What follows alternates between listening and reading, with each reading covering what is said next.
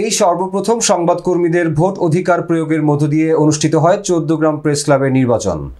তারই আলোকে নবনির্বাচিত নেতৃবৃন্দকে ফুল দিয়ে শুভেচ্ছা বিনিময় করেন জেলা বিএনপির নেতা কামরুল হুদা।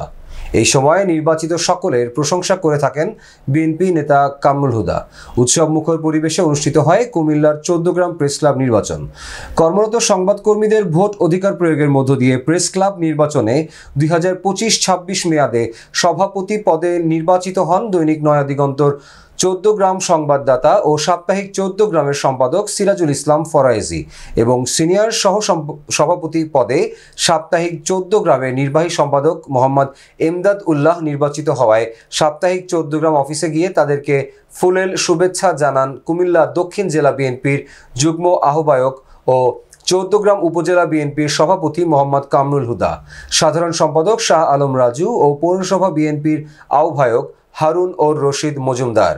এ সময় অন্যান্যের মধ্যে উপস্থিত ছিলেন 14 গ্রাম উপজেলা বিএনপির সাংগঠনিক সম্পাদক নুরুন নবী পাটোয়ারি নুরু, পৌরসভা বিএনপির সদস্য সচিব শরীফুল ইসলাম দুলাল, উপজেলা বিএনপির দপ্তর সম্পাদক মোহাম্মদ গিয়াসউদ্দিন।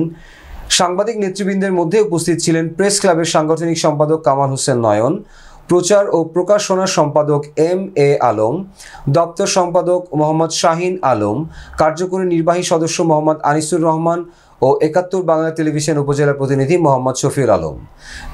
প্রেস ক্লাব সদস্য আবু বকর সুজন ইউসুফ মজুমদার।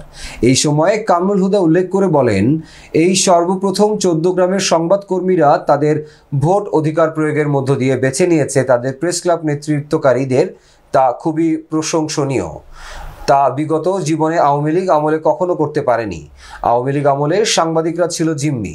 এই সময় নির্বাচিত সকল সাংবাদিকদের প্রশংসা করে থাকেন বিএনপির নেতৃবৃন্দ। সাংবাদিক নেতৃবৃন্দ, উপস্থিত বিএনপি ও অঙ্গ সংগঠনের নেতৃবৃন্দের প্রতি শুভেচ্ছা ও ধন্যবাদ জ্ঞাপন করেন।